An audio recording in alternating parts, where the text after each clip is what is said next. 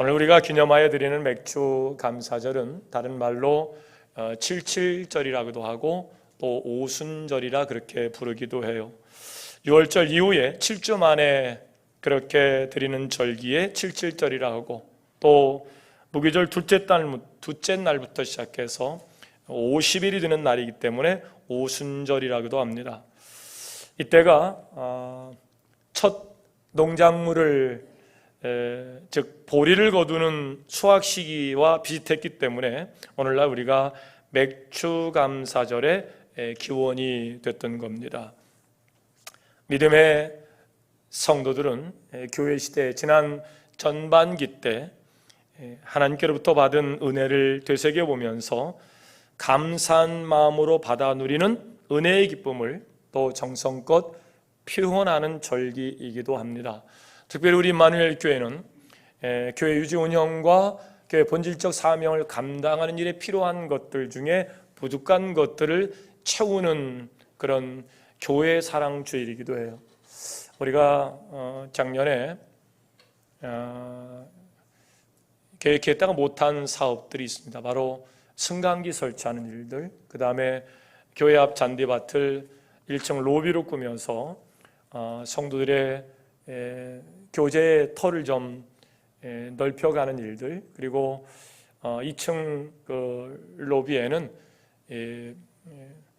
파라솔을 이렇게 설치해서 또 성도들이 그곳에서 335 모여서 함께 교제할 수 있는 그런 계획을 세웠다가 코로나가 와서 노인대학이 운영이 연기된 상태이고, 또 그래서 계획을 이루지 못했습니다. 승강기 설치원금을 여러분이 많이 해주셨는데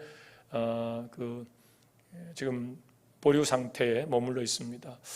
하루빨리 그 로비가 좀 완성이 되고 또 승강기 설치가 완성이 됐으면 좋겠습니다. 이 일로 우리 오늘 드려진 헌금은 그런 용도로 사용하도록 하겠습니다. 바울이 고린도후서 9장으로부터 하나님 앞에 예물을 드리는 자의 준비 내용을, 어떻게 하나님 앞에 예물을 준비해야 되며 그 예물을 드리는 이유, 그리고 그 예물을 드린 이후에 하나님은 우리에게 어떻게 복을 주시는가에 관한 이야기를 아주 상세하게 정확하게 설명을 하고 있습니다. 여러분이 아마 절기 때에도 절기헌금을 11조에 준해서 아니면 어떤 특별한 목표를 정해서 절기헌금을 드리기도 합니다. 절기가 무엇인지, 그리고 그런 절기헌금에 대한 이해를 잘 갖지 못하면 그냥 일반 감사헌금처럼 그렇게 헌금을 드리는 분도 계십니다. 고린도 후서로 한번 가보실까요? 하나님이 우리로 하여금 연보를 요청하시는 까닭이 뭘까? 고린도후서 9장으로 가시죠. 찾으시는 대로 아멘.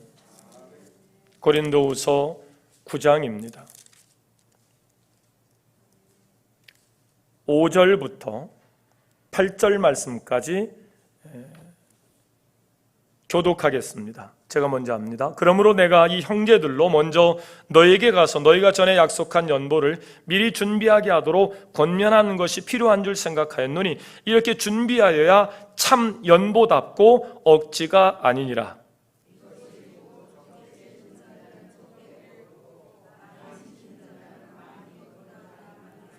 각각 그 마음에 정한 대로 할 것이요 인색함으로나 억지로 하지 말지니 하나님은 즐겨내는 자를 사랑하시느니라.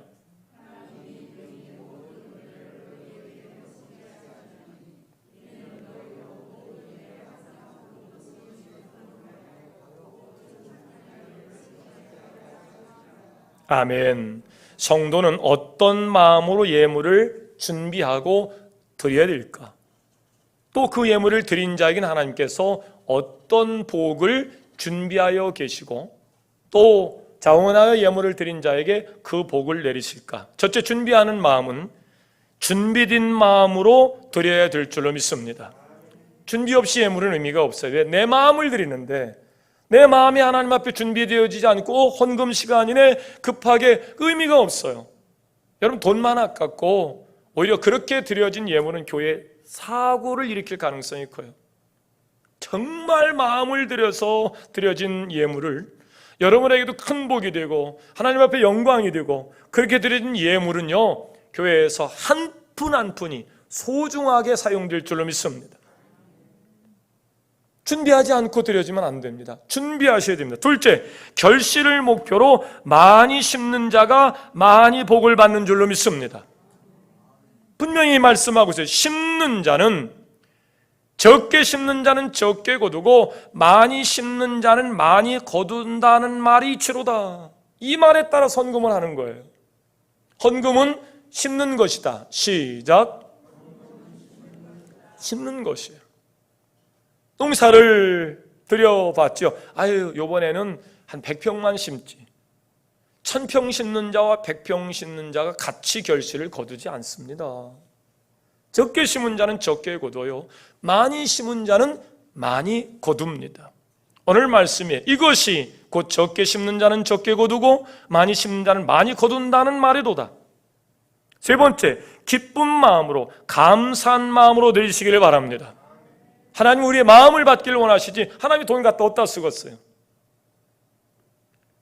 우리의 마음이 준비하여 자원하여 많은 것을 심고 많은 것을 거두려 하는 그 마음에 하나님께서 하늘문을 여시고 역사하실 줄을 믿습니다. 기쁜 마음, 감사한 마음이 꼭 필요한 거예요. 헌금을 드리는 것은 그리스도의 복음을 믿고 복종한다는 증거입니다. 교회 유지 운영과 또 본질적 사명을 감당하는 일들이에요. 교회 본질적 사명이 뭡니까? 생명을 구원하는 일이죠. 나눠 돕고 섬기는 착한 일이죠. 오늘 말씀의 마지막 절은 우리에게 이 헌금을 드린 자에게 어떤 일들로 하나님 간섭하시는가에 관한 이야기를 구체적으로 표현하고 있습니다. 8절 말씀 시작. 하나님이 능히 모든 은혜를 너희에게 넘치게 하시나니 이는 너희로 모든 일에 항상 모든 것이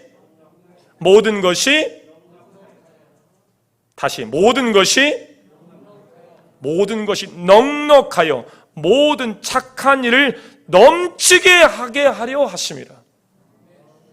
하나님 우리로 하여금 각각 그 마음에 정한 대로 할 것이요 인색함으로나 억지로 하지 말지니 하나님은 즐겨내는 자를 사랑하셔서 능히 모든 은혜를 너희에게 넘치게 하셔서 너희 모든 일로 항상 모든 것이 넉넉하게 하고 모든 착한 일들을 넘치게 하게 하려고 하나님께서 우리로 하여금 연보를 요청하고 계심을 믿으시길 바랍니다. 생사업의 주권은 누가 가지고 계시다고요? 하나님이 가지고 계십니다. 그분이 우리에게 말씀하시는 겁니다. 인색하게 하지 말라. 정한 대로 해라. 자원해서 해라. 즐거운 마음으로 해라. 기쁜 마음으로 해라. 준비된 마음으로 해라. 그러면 모든 것이 넉넉하고 또 모든 착한 일을 넘치게 할 수 있게끔 하시겠다는 겁니다. 오늘 믿음의 선배들이 이 약속의 말씀을 굳게 믿고 많이 심고 많이 거두고 기쁜 마음으로 즐거운 마음으로 드림으로 통계 역사를 봐도 그래요.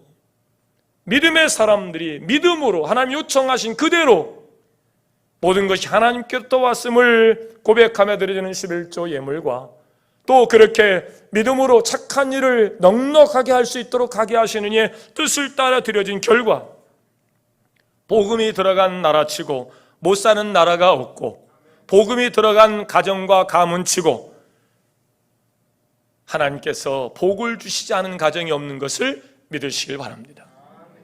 이게 우리가 믿음으로 이 말씀을 받지 않으면요, 헌금 때문에 시험 들어요. 준비하지 않고 예물을 드릴 수 없어요. 기쁨과 감사의 마음으로 드리지 않으면 그 예물은 불편함으로 갑니다. 그 때문에 신앙이 발전하지가 않아요. 부흥하지가 않아요. 다른 건 다 준대. 저희 교회는 다른 건 다 준대. 헌금 때문에 이게 시험이 됩니다. 여러분, 헌금이 은혜가 되시기를 주의 이름으로 축원합니다. 헌금이 여러분에게 복이 되시기를 주의 이름으로 축원합니다. 헌금이 자꾸 걸리면 안 돼요. 정한 대로 하셔야 돼요. 하나님은 믿음의 분량대로 요청하거든요. 여러분에게 아브라함처럼 이삭을 바치라고 하지 않습니다. 여러분에게 다윗처럼 성전지라고 요청하지 않습니다. 여러분이 감당할 만한 믿음으로 요청하십니다. 그 믿음의 요청에 순종할 수 있기를 주의 이름으로 축원합니다. 이 일은 여러분으로 하여금 넉넉하게 하여 착한 일을 할 수 있도록 하게 하시는 일들이에요. 고린도 교회가 이런 일을 감당할 수 있었던 것은 하나님께서 베풀어 주신 지극히 큰 은혜 덕분인데, 믿음은 물질로 돕는 사랑의 실천으로 나타났고, 그 결과 교회는 사랑으로 하나 되어서 하나님께 영광이 된 줄로 믿습니다. 여러분이 우리에게 주신 하나님의 은혜에 대한 감사의 마음이 표현될 때, 그 감사는 여러분에게 감사가 되고 선순환이 되어서 위대한 역사를 이루어가는 일들이 될 줄로 믿습니다. 진실한 마음으로 드리는 헌금은 다른 사람에게는 그리스도의 은혜를 깨닫게 하는 일들이 돼요.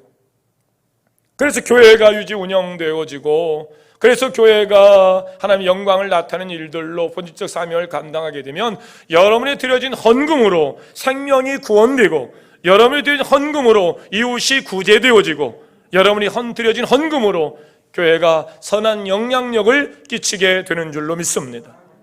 바로 여러분으로 하여금 착한 일을 하게 하시는 거예요. 여러분이 드려진 헌금으로 복음의 확장이 일어나게 되는 겁니다. 그래서 하나님 우리에게 지극히 은혜를 베풀어 주셔서 하나님 영광을 위하여 하나님처럼 생명을 살리는 일들에 하나님과 동지가 되게 하셔서 머리신 그리스도의 몸이 되어서 부름을 받고 사용을 받는 우리가 드려진 헌금은 하나님의 지상명령, 땅끝까지 복음을 전한 일들로 쓰여지게 되는 줄로 믿습니다. 맥주 감사절은 첫 열매로 하나님 앞에 감사하며 이웃과 사랑을 나누라고 주신 절기예요. 오늘 말씀에도 맥주 감사절에 관한 이해를 우리가 정확하게 이해할 수 있도록 신명기 말씀하고 계시죠. 데살로니가서 5장 18절 말씀, 여러분 너무나 잘 아는 말씀이 찾을 것도 없습니다. 함께 합니다. 범사에 감사하라. 이것이 그리스도 예수 안에서 너를 향하신 하나님의 뜻이니라. 하나님 우리를 향하여 갖고 계신 뜻이에요. 그 뜻대로 사는 여러분 되시길 주의 이름으로 축원합니다. 그러므로 범사에 감사하십시다. 하나님 우리를 향하신 뜻이기 때문에 그래요. 하나님 믿는 이유가 뭡니까? 하나님의 뜻을 행하기 위함이죠. 하나님의 뜻이 그렇다는 거예요. 범사에 우리가 감사하기를 원하신다는 겁니다. 지금 코로나19 사태로 언제부터인가 우리에게서 감사가 떠났어요. 원망이 생겨요. 불평. 이거 넘어서 증오가 되고 말이죠. 코로나가 처음 시작될 때 정말 너무 속상하더라고요. 이들이 꿍꿍이 속이 뻔히 보이는데, 이들은 교회를 아편처럼 적폐의 대상으로 알기 때문에 할 수 있으면 교회가 잘 되는 걸 원하지 않습니다. 바이러스에 대한 기본적인 이해도 가지고 있지 않는 정치권의 정책들, 정말 가슴을 칠 일들이. 의사들이 뭐라고 권면했습니까? 진원지가 중국 우한이니 중국에서 들어온 사람 일단 차단합시다. 바이러스는 여러분 예전에 콜레라 걸러오셨죠. 한 번 확산되면 걷잡을 수 없어요. 그러니 중국 차단하고 지금 코로나 확진자들 잘 정리하면 극복할 수 있습니다. 문을 잠가야 됩니다. 얼마나 권면했습니까? 의사협회에서. 전혀 안 들어요. 그 몇 명 들어오지도 않는데 걱정하지 말으라고. 우리가 다 공항에서 다 한다고. 그래놓고 교회가 코로나 확산의 주범인 것처럼, 코로나 바이러스를 교회에서 만들어내는 것처럼 얼마나 난리를 떨었어요. 여러분, 교회가 어떻게 구성됩니까? 각처에서 다중시설에서 일하시는 분들, 여러 사람들 만나, 이런 분들이 전부 다 예배드리러 와서 교회가 되는 것 아니에요. 당연히 많은 사람이 바이러스 걸리면 교회가 바이러스를 걸릴 수밖에 없어요. 그럼 교회는 피해자지. 교회가 바이러스를 만들어내는 진원지가 아니거든요. 근데 마치 그런 것처럼 계속 그런 프레임으로 교회를 몰아세웁니다. 그때 제가 이런 예를 들었어요. 애들 방에 들어갔던 애들이 여름에 문을 열고 자네. 모기가 잔뜩 들어왔어요. 그러면 이거 큰일 났네. 모기를 잡으려면 어떻게 해야 되겠어요? 문부터 닫고 그 다음에 들어온 모기를 잡아서 그 모기의 폐해로부터 애들을 막아주는 것이 성숙한 어른이 해야 할 일이지. 문은 열어놓고 들어온 모기 물렸다고 애들을 때리면 그게 어른이 할 일인가? 가장 기본적인 이해도 모기가 어디로부터 들어왔어요? 밖으로 창문을 향해 들어올 것 아니에요. 그때 너무 속상해서 제가 웬만하면 하나님께 세우신 권력과 그 위정자들을 위해서 우리가 교회가 기도하지 그들을 저항하고 대항하는 일들을 안 해요. 그러나 잘못된 일에는 우리가 여야 가릴 것 없이 믿음의 선배들이 그랬던 것처럼 순교를 각오하고 승리를 쟁취해야 될 줄로 믿습니다. 이게 믿음의 사람들이 걸어왔던 길이에요. 우리는 한 번도 예배당문을 걸어 잠근 적이 없어요. 왜? 하나님이 하실 일들을 이 역사적 삶 속에서 우리가 얼룩의 역사를 쓰지 않기 위해서 정말 어찌 보면 어리석은 일이죠. 이 바이러스가 막 창궐할 때 이거 바이러스 일어나는 것이 정상이거든요. 그런데 그런 상황에서 예배를 강행한다? 이건 정말 일반 사람들이 볼 때는 미친 짓이에요. 그러나 저는 산사옥의 주권을 가지고 계신 이가 하나님이시고 하나님 이 솔로몬과의 약속 속에 그렇게 말씀했어요. 하나님의 이름으로 일컬는 백성들이 엉터리같이 살면 하나님께서 하늘문을 닫으시고 전염병으로 그들을 징계하시겠다고요. 그러나 하나님이 하나님의 이름으로 일컬는 백성들이 죄에서 돌이키면 하나님께서 주신 성전 안에서 하늘문을 여시고 메뚜기 떼를 물리치고 전염병을 하나님께서 물리쳐 주셔서 그 땅을 고치시겠다고. 우리는 그 하나님을 믿기에 이 땅에 코로나 종식을 위해서 우리는 모여서 기도하며 간구하며 여기까지 온 줄로 믿습니다. 하나님의 뜻 안에서 일어나는 여러 일들을 체험하면서 원망이 감사로 바뀌기 시작했어요. 아, 이것은 우리의 문제다. 우리의 문제를 원망으로 해결할 수 없다. 이건 우리가 영적 성숙을 통해서 신앙의 성숙을 이루어서 종교개혁자의 마음으로 우리의 신앙을 혁신시키지 않으면 코로나 지금도 뭐 변질 바이러스 계속 일어나죠. 계속 일어날 것인데 이거를 원망과 불평으로는 해결 안 된다. 제 마음속에 오히려 하나님께서 감사의 마음을 갖게 하셔서 오늘 이 코로나 위기 속에서 여러분이 성경을 통독하고 기도에 전념하고 한 영혼을 사랑하시는 주님의 은혜를 체험하면서 오히려 여러분의 영적 성숙이 이루어질 수 있도록 이 위기를 기회로 삼을 수 있기를 주의 이름으로 축원합니다. 우리가 어쨌든 이 코로나 상황 속에서 다시 감사를 회복해야 되는데 왜 감사를 회복해야 되는가? 첫째, 감사는 원망과 다툼을 사라지게 하는 열쇠이기 때문에 그래요. 부부간에 부부싸움이 시작이 됩니다. 아무것도 아닌 일 가지고 상대방을 자존심을 상하게 하고 네 가문이 어떻고 그러면 뭐 일파만파 막 난리같이 나중에 도장 찍어까지 막 갑니다. 그때 누가 한 명이 감사의 용 그러면 문제가 한꺼번에 해결돼 버려요. 야, 신기하게 감사는 말이죠, 원망과 다툼을 사라지게 하는 열쇠가 되는 줄로 믿습니다. 여러분의 삶의 지혜 속에서 감사가 어떻게 그 핏대를 세우고 말이죠, 금방 도장 찔 것처럼 달려들고 난리치는 사람이 감사의 용 그런 순간 그 문제가 그렇게 사라질 수가 있을까? 그래서 하나님 우리에게 범사에 감사하라, 우리를 향하신 하나님의 뜻이니라 이렇게 말씀하고 있어요.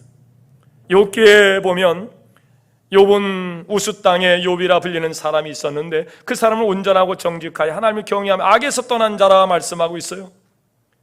4절 5절 보니까 그가 혹시라도 잔치를 하거나 무슨 일이 있은 다음에 항상 자녀들 불러 모아서 자신을 돌아보며 제사를 드렸다는 거예요. 호구리가 부자니까 식솔들이 얼마나 많아요. 그런 주종관계 속에서 혹시 나는 안 그렇지만 갑질당했다고 또 속상해하고 혹시 내가 그런 일을 범하진 않았을까, 자녀를 불러서 자기를 돌아보면서 그렇게 삶을 성숙함으로 성결함으로 나아갔던 이 욥이에요. 그런데 어느 날 그 귀한 아들, 두고 보기에도 아까운 귀한 아들 10명이 갑자기 죽습니다. 도적대가 들어와서 자기의 모든 것을 전부 다 강탈해 갑니다. 부인도 자기를 조롱하고 떠납니다. 자기는 병든 육신만 가지고 있어요. 그런데 이 정도면 원망할 만도 할 텐데요. 그런데 욥이 어떻게 행동합니까? 욥이 하나님을 예배하며 이렇게 얘기합니다. 내가 태어날 때 나는 아무것도 가져온 것이 없다. 빈손 들고 왔다. 그러므로 죽을 때도 난 아무것도 가져가지 못할 것인데, 그렇게 생각해 보니까 우리가 내가 있는 것 빼앗겼다 그래서 원망과 불평을 일삼을 것도 아니라는 것을 욥의 지혜를 통해서 배우게 되는데요. 그러므로 주신 자도 여호와시요 가져가신 자도 여호와이시니 여호와의 이름은 찬양을 받으시기에 원하노라. 다윗의 아름다운 고백을 보세요. 참 이 욥의 아름다운 고백을 보세요. 이 모든 일을 당하고도 욥은 하나님을 원망하여 죄를 짓지 않아요. 원망은 원망을 낳을 뿐이에요. 원망을 치유할 수 있는 것은 감사인 줄로 믿습니다. 욥이 그 지혜를 배운 거예요. 욥은 진실하고 정직했습니다. 10명의 자녀들과 함께 여러 종들이 많다는 것은 다툼의 가능성이 많기에 욥이 선택한 것은 하나님 앞에 예배였고 제사였어요. 가정 예배를 여러분의 영성을 갖는 일에 도구로 사용해 보시기를 바랍니다.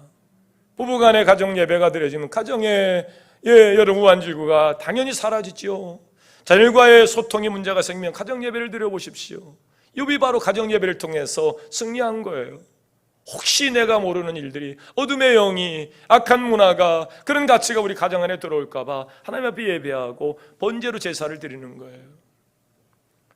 욥이 드린 제사가 번제였다는 말은 번제의 정신, 헌신에 있어요. 이 번제를 통해서 욥은 항상 자녀에게 하나님께 헌신하고 서로에게 헌신할 것을, 하나님 앞에 예물을 드리는데 필요한 뿔이 잘라져야 되고 위선에 옷이 벗어져야 되고 속과 겉이 다른 이 마음이 해결돼야 되고 세상을 향한 발걸음, 다리를 자르고 내장과 정경을 물르셔서 하나님 앞에 그렇게 향으로 드리지 않아요?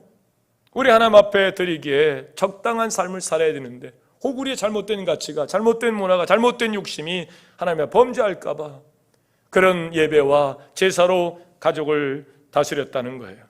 이런 어려운 상황 속에서도 도리어 찬송하고 감사할 수 있었던 것은 이런 훈련이 되어 있기 때문이죠. 그가 그런 훈련을 가졌기 때문에 10명의 아들들이 다 죽임을 당하고 부인도 떠나고 모든 자녀이 다 그렇게 빼앗긴 후에도 욥이 감사할 수 있었던 것은 그런 감사의 훈련을 그가 했기 때문이에요. 감사는 습관이다. 시작. 어떻게 태어나온 감사는 감사가 아니에요. 욥처럼 그런 훈련 속에서 성화의 과정으로 내가 그냥 감사를 내 입에서 그냥 나오는 거예요. 감사. 두 번째로 우리가 감사를 회복해야 할 것은, 감사는 생명을 주신 하나님을 제대로 만났을 때만 성령이 말하게 하심을 따라 말함으로 일어난 일들이에요. 그러므로 그 감사가 회복되어야 그 생명을 나눌 수 있는 성숙이 시작이 됩니다. 그래서 감사는 반드시 회복되어야 됩니다. 예수 영접하고 성령이 내 안에 오시면 그 성숙함으로 감사가 여러분도 모르게 튀어나가요. 그래서 그 감사가 습관이 될 때 아름다운 열매가 맺혀지게 되는 줄로 믿습니다. 오늘부터 두배부흥 전도 축제가 실질적으로 시작이 되는데요. 여기서 두배부흥이라는 것은 어떤 뜻일까? 이것은 단지 숫자의 2배를 말하는 것이 아니고 내가 생명을 나눌 수 있는 준비가 되어야만이 두배부흥의 역사가 시작이 되는 거예요. 교회가 예수 생명이 우리 안에 계시고 하나님이 임재하여 계시고 성령이 역사할 때만 두배부흥의 역사가 시작이 돼요. 내 안에 예수 생명이 오고 성령이 내 안에 계셔야 내가 두배부흥 전도 축제에 참여자가 될 수 있는 겁니다. 교회의 최고 가치는 영혼 구원이며 생명 구원인 줄로 믿습니다. 목회자인 저는 강대상에서 선포하고 여러분은 세상에 나가서 복음을 전파하는, 전도하는 교회가 될 수 있는 것이 바로 두배부흥의 역사인데요. 하나님이 은혜로 내게 주신 예수 생명이 내게서 끝내면 아무런 의미가 없어요. 하나님이 내게 생명을 주신 것은 내가 아브라함과 같은 자리에 서서 자녀들을 축복하고 지역사회에 선한 영향력을 끼쳐가도록 하나님이 아브라함을 불러서 영적 눈을 뜨게 하시고 생명을 주신 줄로 믿습니다. 생명이 내 대해서 끝나면 아무런 의미가 없어요. 그 생명을 나누는 겁니다. 나누는 겁니다. 가족에게 나누고 이웃에게 나누고, 예수 생명은 나누도록 되어 있습니다. 그 예수 생명을 꼭꼭 수건에 쌓아서 땅에 묻어놓으면 마지막 날 심판 때 주님이 오셔서 책망하십니다. 이 악하고 게으른 자야, 은행에 넣어두면 이자라도 받았을 텐데, 나를 구원하신 하나님의 은혜로 내가 예수 생명을 얻었음을 감사하시고, 그 감사가 성숙으로, 그래서 두 배 부흥, 내게 온 생명이 다른 사람에게 전할 수 있는 두 배 부흥에 여러분 참여자가 될 수 있기를 주의 이름으로 축원합니다. 두 배 부흥 전도 축제는 교회 신앙이 그대로 가정과 이웃과 직장과 세상에 흘러 들어가는 일들이에요. 이 두 배 부흥 전도 축제는 바로 생명 구원을 위한 열매 기간입니다. 내 안에 오신 예수가 그렇게 많이 심겨져서 많은 결실을 거두는 일들로 하나님 우리에게 감사를 요청하고 있습니다. 감사가 회복되어야 그 성숙함으로 생명구원의 역사에 동참하게 되어지고, 그렇게 자원하여 참여한 감사로 여러분은 위대한 열매를 결실을 거두게 될 줄로 믿습니다.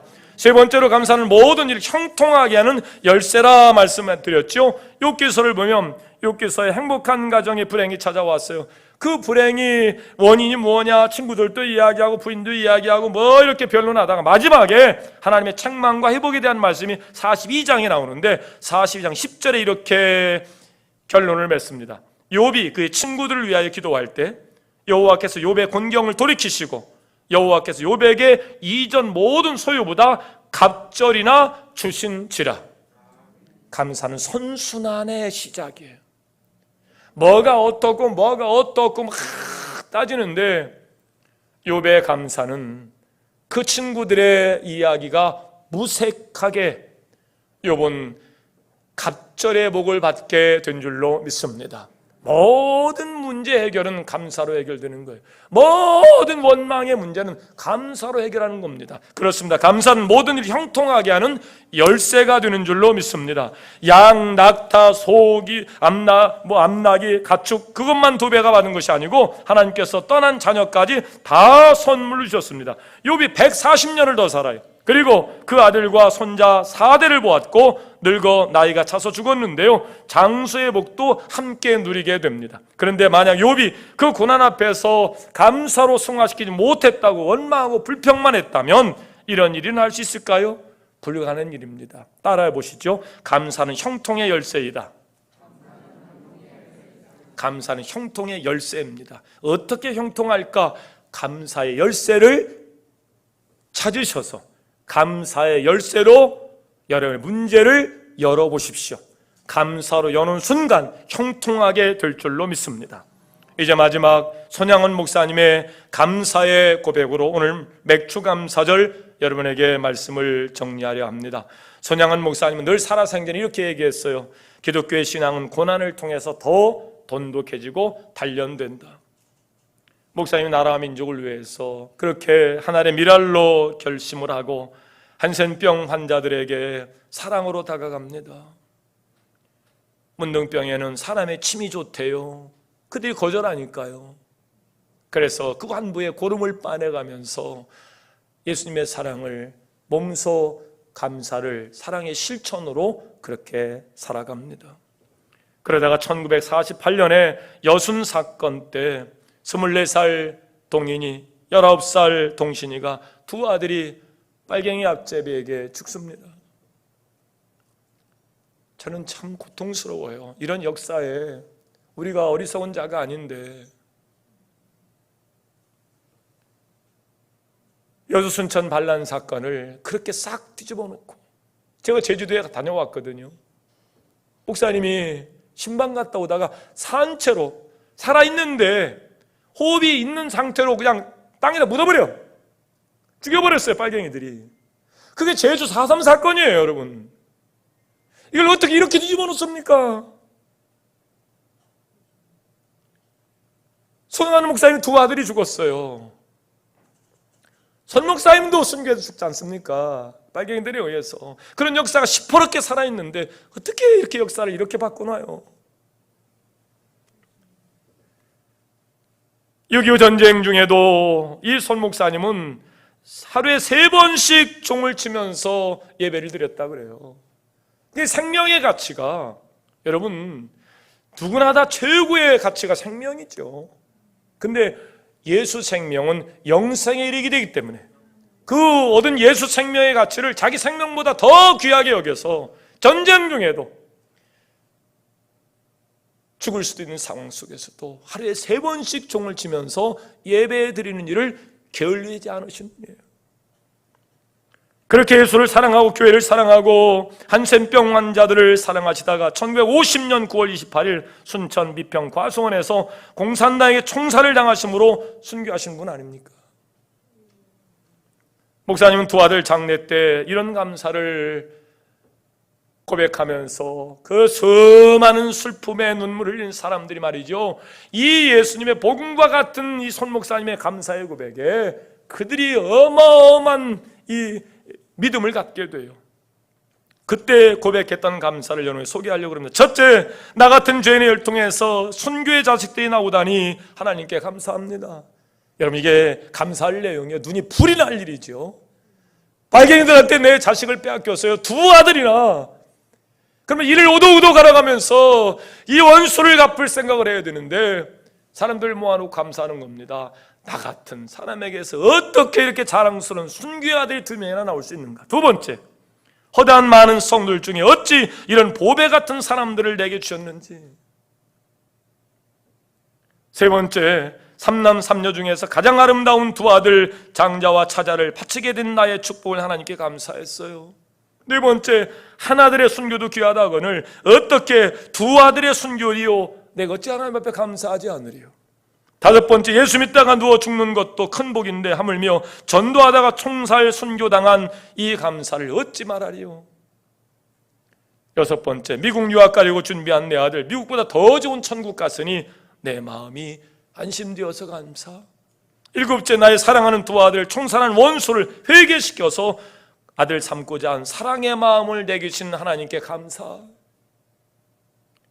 여러분, 그게 같이 밥을 먹을 수 있겠어요? 내 아들을 죽인 놈을 데려다가 자기 아들 삼아서 같은 밥상에서 같은 처마 밑에 살겠어요? 근데 그 마음을 주신 하나님께 감사. 여덟 번째, 두 아들의 순교로 무수한 천국의 아들들이 생길 것이 믿어지니 우리 아버지 하나님께 감사. 그 순교의 피를 통해서 2000년의 기독교 역사 가운데 어마어마한 복음의 열매가 일어났던 것처럼 동신이 동인을 통해서 앞으로 열매 맺을 것을 생각하면서 감사. 아홉 번째, 이 같은 역경 중에서 이상 8가지 진리와 하나님의 사랑을 찾는 기쁨, 마음, 이유 있는 믿음 주신 주 예수 그리스도께 감사. 열 번째, 나에게 분수에 넘치는 과분한 큰 복을 주신 하나님께 영광을 돌립니다. 그리고 그 이유를 이렇게 설명합니다. 옛날 내 아버지 어머니가 새벽마다 부르짖던 수십 년간의 눈물로 이루어진 기도의 결정이다. 잘 흐른 자리에 설 수 있던 것은 수십 년간 새벽마다 내 이름을 불러가며 기도하신 우리 아버지 어머니의 기도의 결정이다. 또 나의 사랑하는 한센병자 형제자매들 23년간 나와 내 가족을 위해서 그렇게 중보에 기도해준 그 성령의 열매로 나를 믿어 의심치 않는다. 내가 오늘 그 자리에 누구인들 죽음을 두려워하지 않겠어. 근데 가감히 순교 앞에서 비겁한 자가 되지 아니하고 전쟁 중에도 3번씩 총을 치면서 죽음 앞에 예배하는 일들을 게을리하지 아니하고 두 아들 내어준 것에 대한 감사의 이 성화의 고백들은 바로 23년간 나를 위해서 기도해 주었던 내 동지들, 한센병 환자들, 그분들의 기도 덕택이다. 그리고 감사 기도를 드리신 후에 감사헌금으로 1만 원을 유학 준비로 준비해 놨던, 그 당시 그 손 목사님의 월급이 80원이었대요. 그러니까 1만 원이면 굉장히 큰 돈이죠. 유학 자금으로 준비해 놨던 모든 것을 하나님 앞에 그렇게 감사헌금으로 드립니다. 그분의 감사는 후일 엄청난 생명구원의 동력이 되어서 한국 땅을 완전히 뒤집어놔요. 사랑의 원자탄. 그러면 이분의 이야기를 들으면 다 무너집니다. 얼마나 내가 이분 앞에 서면 제가 작은 자가 되는지 말이죠. 얼마나 부끄러운지, 그리고 얼마나 많은 또 열심을 갖게 하는 원동력이 되는지. 할렐루야. 그분이 말씀하신 대로, 그분이 정하신 대로 이렇게 위대한 역사가 일어나기 시작했어요. 우리가 코로나19로 팬데믹 언택트 우리가 잘 쓰지도 않는 단어들로 해서 여러 가지 복잡하고 어렵고 아주 익숙하지 않습니다. 그래서 감사가 사라지고 원망이 가득하고 비난과 비판과 의심이 가득한 시대가 됐어요. 어떤 사람, 어느 동네 사람은 크리스찬들은 우리의 입장할 수 없어. 그리고 팻말에 가게 문에다가 써놓기도 하고요. 속상하죠. 마음이 우울해집니다. 울분이 쌓입니다. 그러기에 지금은 그 어느 때보다도 감사를 회복해서 우리 마음의 원망과 불평을 걷어내야 될 줄로 믿습니다. 어둠의 영의 역사에 어둠의 영이 우리 안에 자꾸 들어오면 원망과 불평이 생기고 어두워집니다. 하나님의 역사가 아니에요. 사단의 역사예요. 이걸 우리가 모르면 몰라도 알았으니 이제 영적 성장을 통해서 성숙함으로 감사로 표현되는 일들로 이 감사는 생명구원으로 나타나며 이 감사는 사랑의 실천으로 나타나서 여러분의 형통을 이루는 열쇠로 감사가 사용될 수 있기를 주의 이름으로 축원합니다. 시편 50편 23절에 이렇게 말씀합니다. 감사로 제사를 드리는 자가 나를 영화롭게 하나니 그의 행위를 옳게 하는 자에게 내가 하나님의 구원을 보이리라. 감사로 그 행위를 옳게 보이십시오. 하나님께서 내가 하나님의 구원을 그에게 보이리라. 하나님이 그런 자를 구원하시겠다는 거예요. 오늘도 2021년 전반기에 영적 성장을 이루면서 여러분의 감사로 여러분이 성숙했다면 이제 생명구원으로 그 성숙이 사랑의 실천으로 나타나고 원망과 불평의 어두운 그림자를 빛으로 오신 예수의 이름으로 물리치시고 승리하는 하반기 될 수 있기를 주의 이름으로 축원합니다. 축원합니다. 화평방송 구독, 좋아요 부탁드립니다. 감사합니다.